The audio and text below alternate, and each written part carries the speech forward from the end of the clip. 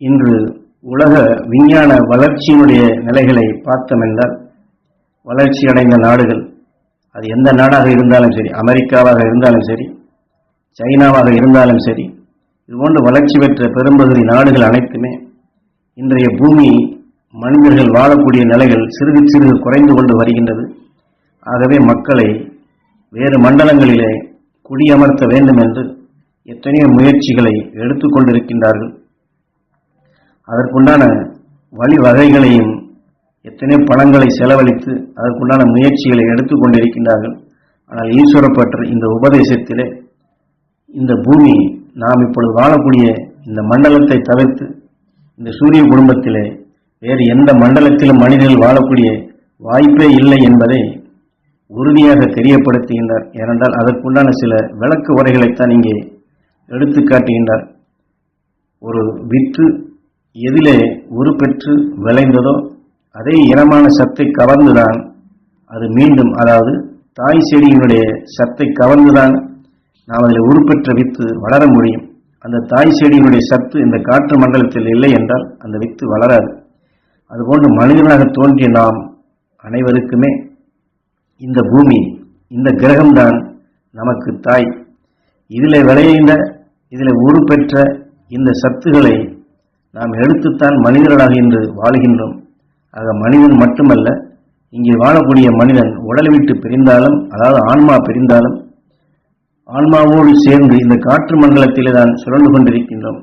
ஏனால் பெரும்பகுதியான உடலை விட்டு பிரிந்து சென்றால் எங்கே செல்கிறோம் என்பது தெரியாத நிலையில் இருக்கின்றது. ஆக பெரியோர்களோ மற்றவர்களோ எத்தனை நமக்கு இதையெல்லாம் சொல்லியிருக்கின்றார்கள். ஆனால் அதையெல்லாம் நாம் எந்த அளவிற்கு ஏற்றுக்கொண்டிருக்கிறோம் என்பதை சற்று சிந்தித்து பார்க்க வேண்டும். உடலை விட்டு பிரிந்து சென்ற எந்த ஆன்மாவும் இந்த காற்று மண்டலத்திலே தான் சுழலும்.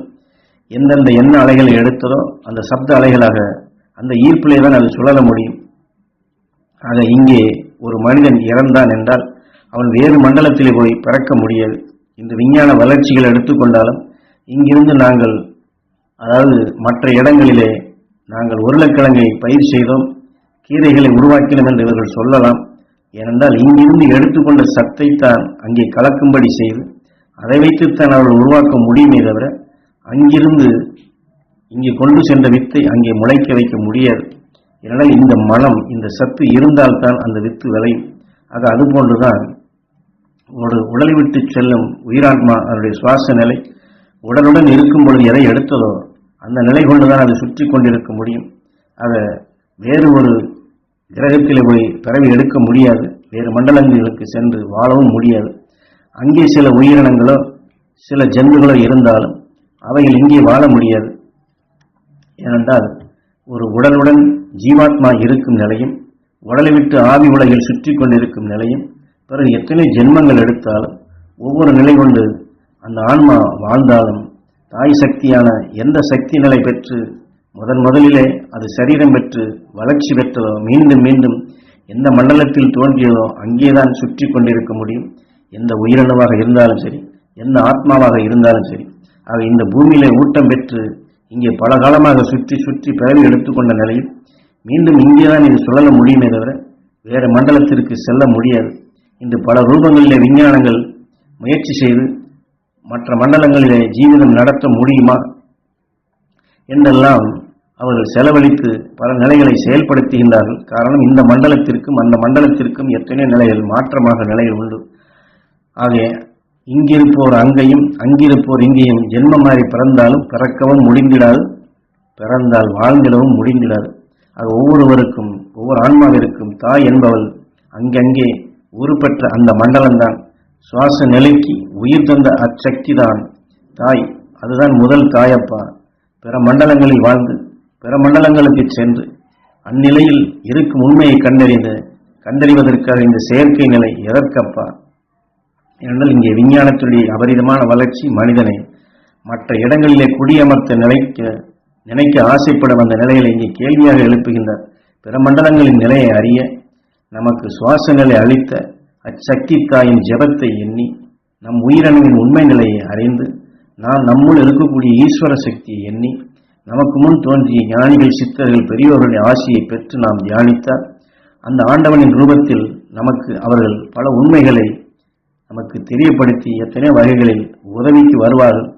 அந்நிலையிலே நாம் நம் தியான நிலையிலேயே எல்லா மண்டலங்களின் நிலையும் அறிய முடியும். இம்மண்டலத்திலும் வாழ்ந்திடலாம். மற்ற மண்டலத்திற்கு சென்று வரும் அந்த பாக்கியம் பெற்ற நிலைகளாக அவர்கள் உணர்த்தக்கூடிய உண்மைகளையும் நாம் புரிந்து கொள்ளலாம். இருந்த நிலையிலேயே தன்னுடைய தியான நிலையில் எல்லா மண்டலங்களின் தன்மையும் தன் நிலைக்கு உணர்ந்து கொண்டவர்தான் பல கோடி சித்தர்களும் ஞானிகளும் ரிஷிகளும். இப்படி தெய்வத்தன்மை வாய்ந்த நம்மில் பல முன்னோர்கள் சூட்சும உலகம், அதாவது சப்த ரிஷி மண்டலம், துருவ நட்சத்திரத்தில் அன்றும் இன்றும் என்றும் அவர்கள் வாழ்ந்து கொண்டே இருப்பார்கள்.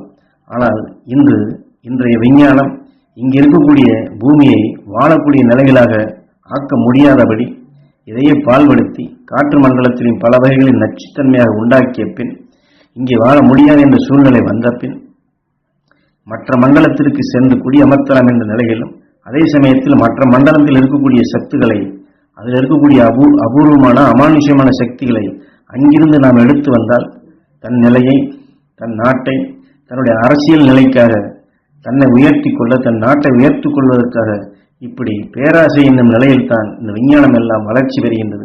அங்கிருக்கும் பொக்கிஷத்தை எடுத்து வந்து இன்று தன் நாடு வாழ, தன் நிலை உயர, தன் நிலையை கடைசியில் பார்த்தோம் என்றால் தன் நிலையை சிதறவிட்டு வாழக்கூடிய நிலையாகத்தான் இருக்கின்றது. இதிலிருந்தெல்லாம் என்ன பயனப்பா? அதை தன் ஆன்மாவிற்கு வாழக்கூடிய காலம் மிக குறுகிய காலம். தன் ஆன்மாவிற்கு கஷ்டத்தை தான் அழித்து வாழ்கின்றார்கள் இன்றைய விஞ்ஞானம் என்னும் ரூபத்தில். மெய்ஞானியில் கண்ட வழிகளை அறிய முடியாதபடி, மெய்ஞானியில் சென்ற பாதை அறிய முடியாதபடி செயற்கை நிலையில் கொண்டு தெய்வீகத்தன்மை பெற வேண்டிய மனிதனே இன்று செயற்கை யுகத்தில் சிக்கி எங்கே செல்ல வேண்டும், எங்கே போக வேண்டும் என்ற நிலை இல்லாதபடி தத்தளிக்கும் நிலைதான் அப்பா உள்ளது. தெய்வீகத்தன்மையில் தேவனின் சக்தியை ஜெயித்து வாழ்ந்திட நமக்கு தியானம் ஒன்றுதானப்பா இந்த பிறவிலே நாம் செயல்படுத்த முடியும். இந்த உண்மையை உணர்ந்து மகரிஷி ஞானியில் பெற்ற சக்திகளை பெற்று எல்லா உலகத்தையுமே நாம் காணக்கூடியதாக, எல்லா உலகையும் வெல்லக்கூடிய சக்தியாக நம் உயிரான்மாவை ஒளியாக மாற்றக்கூடிய ஒன்றுதான் சரியான பாதை. அந்த நிலை ஒன்றுதான் இங்கே அழியாத நிலை, நிலைத்தது. அதை விடுத்துவிட்டு இன்று இவர்கள் செய்யக்கூடிய நிலைகள் அனைத்துமே, இவர்கள் இருக்கக்கூடிய நிலைகள் இவர்கள் செயல்படுத்தவும் முடியாது. செயல்படுத்துவதற்கு இவர்கள் ஆயுள் முடிந்துவிடும். இந்த உலக நிலைகளையும் மாறிவிடும். இது போன்ற நிலையிலிருந்து நீங்கள் தப்பி ஞானியை காட்டிய வழியை செயல்படுங்களப்பா என்று இந்த உபதேசத்தில் நமக்கு உடலை விட்டு பிரிந்த ஆன்மா எங்கே செல்ல முடியும், எந்த இடத்திற்கு மேல் அது செல்ல முடியாது என்பதை இதில் உணர்த்துகின்றார்கள்.